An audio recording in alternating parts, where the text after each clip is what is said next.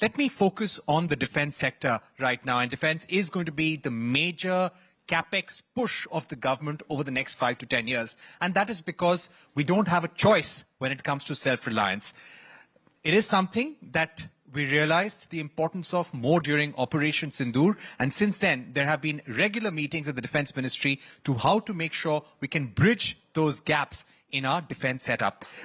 Secretary R.K. Singh, let me begin by asking you about the very important 15-year defense technology and innovation roadmap that the Defense Ministry recently came up with. Could you give us a sense of what's going to be the value of the kind of acquisitions that we're looking at over the next 10 to 20 years? Yeah, thank you, Parikshit, for having me here. So the previous session gave us a nice lead up to this one because defense was identified as one of the mega trends by one of the previous speakers. I think that's correct. If you're looking at it in value terms, I think you can expect in capex terms somewhere between 25 to 30 billion dollars minimum per year over the next decade, maybe a little more, I would say, rather than less.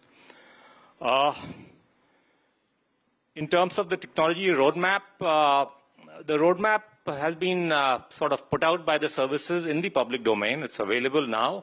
It focuses on technologies that are of the future, whether it is AI, whether it is hypersonics, whether it is other types of standoff weapons, it is space, various types of precision ammunition, all of those technologies that they feel would be required in the future, nuclear-powered ships, etc., etc. So yeah, it's a fairly comprehensive roadmap of where they think the world is going and where we need to ensure that we try to ensure that we leverage products and platforms from those kind of cutting-edge technologies. Secretary Singh, when it comes to having this mega innovation and technology roadmap, how much of this are we looking to build indigenously? How much are we looking to acquire? And what's going to be the focus on indigenization? So our current plans are that at least 75% of our capex will be spent within the country. That's our normative target. Last year, we actually did 88% of our capex within the country. It will go up and down a little bit because it depends on, in certain areas where your technology readiness level, what they describe as TRL, is fairly high, where DRDO or other agencies have developed fairly strong technological bases. Then you'll probably, do entirely indigenous procurement. Then there would be an intermediate category where you would need to do hopefully manufacturing within the country, but based on technology transfers from other countries.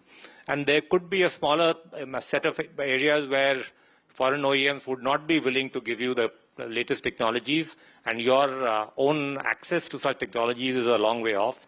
In those cases, you may have to, do a certain amount of, off-the-shelf global buys as well. So I would say that we need to take a fairly pragmatic look at all of these three options. But the trend should be clear. We are going to double down in terms of our indigenization efforts. 75% will be the minimum. Hopefully, we'll never go below that. So when I mentioned 25 to 30 billion every year, most of that will be spent within the country, whether it is in terms of entirely Indian design or whether it is based on some levels of foreign technology transfers as well. Right. Just to put this into context for members of the industry sitting with us right now, investors from India and abroad, when it comes to building the capacity for new age warfare in the country, what is it that's really taking away the most of your time? What's going to be the 3 or 4 big focus area of the government when it comes to spending money on new age warfare and new age warfare capabilities? Well, I mean, the obvious answers are different types of standoff weapons, drones, unmanned combat vehicles, including underwater drones. We also need to really focus on improving our satellite imagery so that we get real-time satellite imagery available to this country, which really depends on putting enough satellites into space, which hopefully with SBS-3 will happen. in all of these areas, then there are, of course, various types of precision munitions that you need. All of these are areas where, India doesn't always have the technology, and in those are the areas where, including mail and hail category drones, where we will need to do some kind of technology transfer, but insist on manufacturing within the country. And I'm mentioning drones because we are just about to release an RFP for about 30,000 crores worth of mail category drones, which will be made in India. And we would hope that perhaps there could be an Indian design element there. But we are open to either Indian design or Indian manufacturing with foreign technology. But either way, it will be made within the country. Those are the kind of areas where we'll be doing more and more.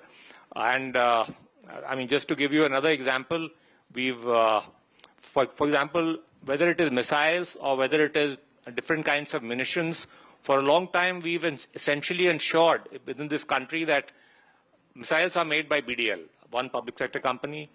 Munitions are largely made by MIL, which is another public sector company. The private sector is unable to invest partly because you've created almost a de facto reservation, or you've allowed essentially nominations to be given to these companies. The problem is that their capacity to produce is quite limited. So for long duration wars, you'll need to have much greater surge capacity. And for that purpose, we've now tried to sort of ensure that we move away from nominations, we move away from product reservations, and we create enough incentives on the basis of order visibility for the private sector to invest in all of these spaces. Right. Could you give us a sense of what will be the requirement when it comes to having ballistic missiles, supersonic missiles in the arsenal over the next 15 to 20 years, sir? And why would you need, and explain us the need, why you would need more manufacturers in this space? Essentially, if you see what has been happening in recent wars, you will find that the number of missiles being fired are quite huge. India, of course, followed a different path. We used it in a very calibrated way, and we achieved termination of the conflict with calibrated use of our standoff missiles. But you cannot assume that every time the duration of the conflict can be curtailed. And if it is not curtailed, then you will start running out of stocks if you don't have enough, wide industrial capacity to make missiles. If you're making only 100 missiles in a year, for example, you will obviously run short in a few, after a few months if there's a long duration conflict. So that's the kind of thing where we need to build up that very diversified, large public and private industrial base. And that is what we are aiming to do through our period of reforms, combining, supply side reforms in terms of ease of doing business with buying side, demand side reforms in terms of providing orders on a level playing field to the private and the public sectors. You recently modified the Defense Procurement Manual, giving more visibility of orders, giving more power to the armed forces to buy and maintain their platforms and to address their needs quickly. But what would be the next phase of reforms that we can expect from the Defense Ministry? So, as you mentioned, Parikshit, the Revenue Procurement Manual deals with the consumables that the armed forces need in terms of ammunitions, different types of spares, things like that. There, the reform is on the lines of what I mentioned, that we, where items are available, for example, on the government e-marketplace, they don't have to run around, taking approvals. They can straight away buy from GEM. Where both private and public sector capacity exists, or we want to induce private sector capacity, we remove dereservation and do things through open bidding. And I'm talking about different types of ammunitions and artillery shells. In general, the idea is to go from any kind of nomination-based cost-plus type of contracts to much more open competitive bidding with full price discovery. And you mentioned the decentralization and the delegation of authority. Also for startups, we are trying to create in this new manual a separate section where if a startup in association with the services develops a particular product which is essentially tailored to meet the needs of the armed forces, we need to give him some assurance in terms of orders. And the idea is to give him at least a 5-year period during which he has, is allowed to sort of meet those requirements directly. After 5 years, we'll open it up because you can't tie yourself down to one guy too much. It leads to, too much of market power and thereafter some level of, price gouging as well. The Defense Acquisition Procedure 2020, this has been under review. This was said to be the big reform of 2025. By when can we expect that? And what do you think would be the thrust of reform in the DAP rules? Yeah, so I mentioned, I don't know if I mentioned, but in the revenue procurement manual, you're talking about an annual budget of about 1 lakh crore. The capital procedure, which is the defense acquisition procedure, is much bigger. It's almost double that size. It's about 1,80,000 crore. I'm sure it will, hit 2 lakh crores in the next couple of years. That reform process is now underway. Consultations, including with industry, is ongoing. And the target we have set ourselves is that by the end of the year, that is by December, in the year of reforms and in line with the other reforms that government is doing in terms of ease of doing business, in terms of decriminalization, in terms of other steps to reduce the compliance burden, we will, in the same light, we will make this document for CapEx much more simple, much more friendly to the private sector and to the startups, and sort of compress some of the process timelines to make it, to use technology to cut down, delays in areas like field evaluation trials, cost negotiations, those kind of things. So the intent is you'll have the new DAP 20 hopefully by the new year of next year, by the first day of the next year, and that will be a kind of a follow-up to the revenue procurement reform that we've just completed. Right.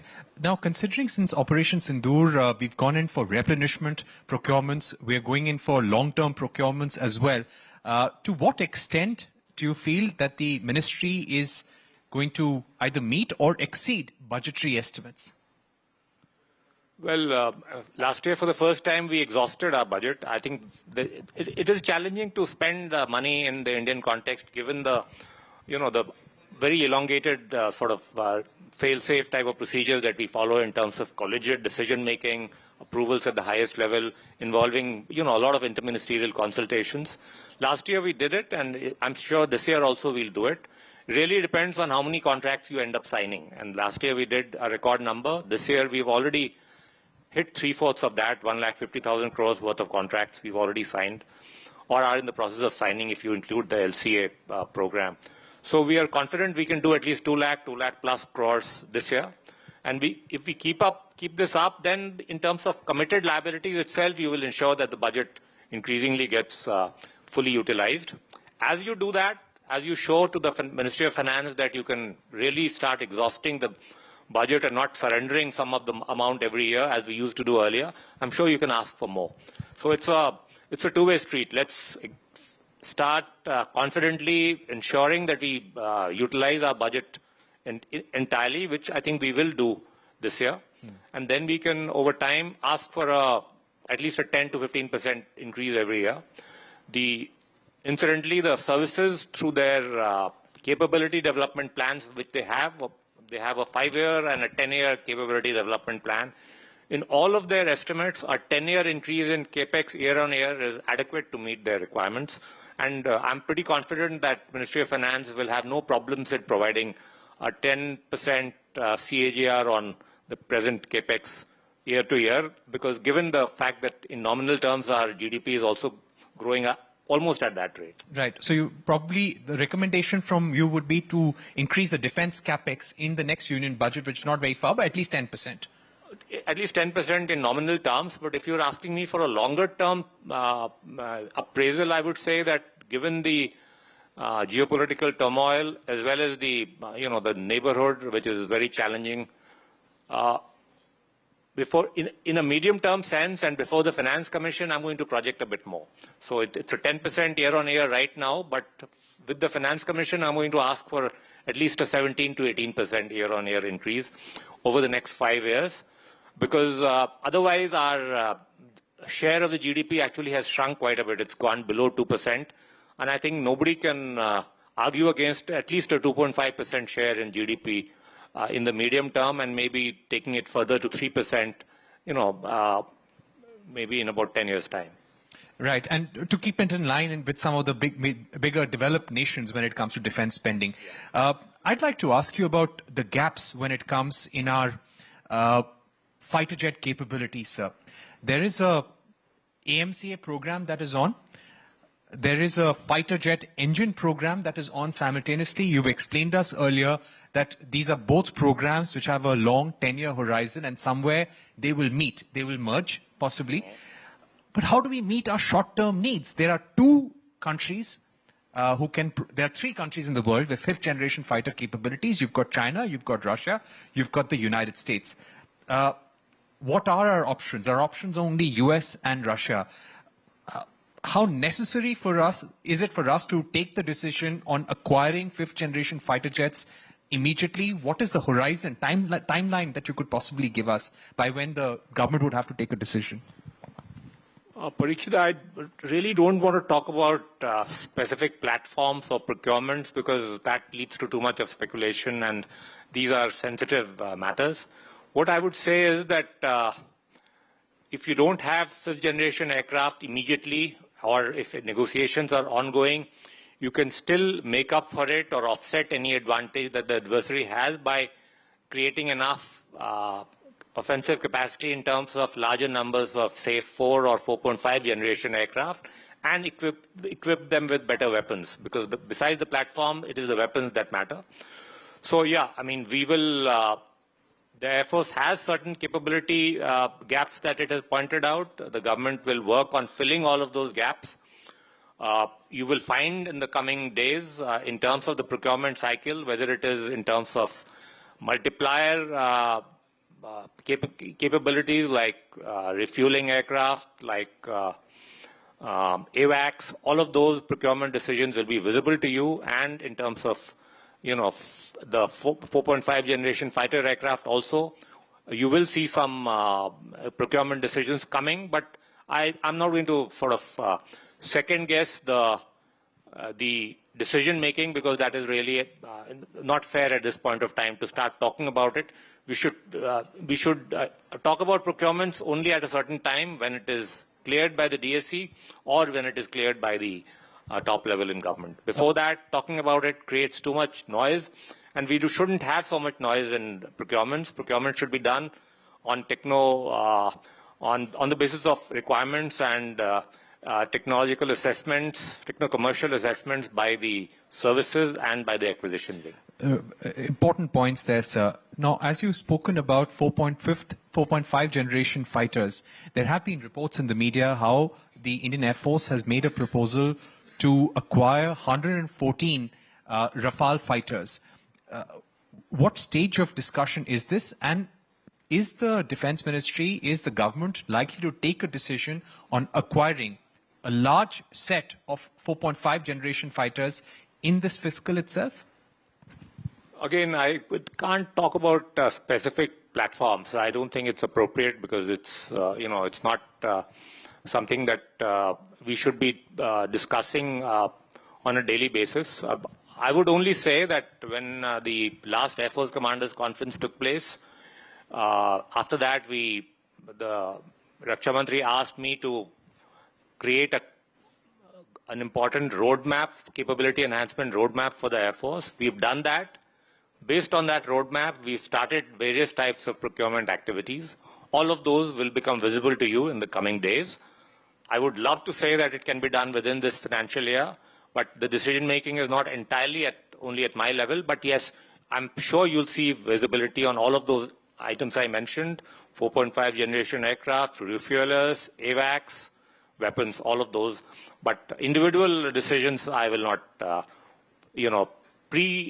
discuss too prematurely. Right. I would also like to ask you how we are balancing our relationship with the United States and Russia. Russia has been a long-standing defense supplier to India. The well-known notion is that 60 to 70% of our equipment is still of Russian origin. We are trying to expand our relationship with the US, with France, with European countries, and other nations as well. During this time of trade volatility and trade talks with the US, how are we going to balance this and make sure our needs are met over the next 3 years or so? Well, I think the Honorable Prime Minister has made it clear that the balancing is on the fringes. The main trend is actually for indigenization. And ultimately, we will either design and make our own, or we will take TOT but make within the country. And whichever country meets our requirements of this type, that means they are willing to at least technology transfer and make in India, or they are willing to, ensure that critical technologies are shared, or at least designs are shared for manufacturing. So between the two, I would say that we will take a call for individual platforms and weapons depending on, on the cost-benefit ratio for us for each of these systems. And you use the word balance, that is correct. We will balance our requirements. But at the end of the day, we will go by our service requirements of what we need. I'm sure there will be adequate opportunities in our defense budget or capex outlays for both of the countries that you mentioned. All of them have niche capabilities that the other may not have. And we will continue to display strategic autonomy in our procurement decisions by turning to both of them depending on our actual requirements. Right. My final question, sir. You mentioned that we're looking to acquire AWACS and more future technology, including 4.5 generation aircraft. So within this fiscal, if you can just broadly tell us what would be the quantum or value of orders that can still be placed that you would be looking at? Well, as I said, we've already signed up or are about to sign contracts worth 1.5 lakh crores this year. I would say we can probably do another 75,000 odd crores of contracts. Again, I will not discuss individual platforms.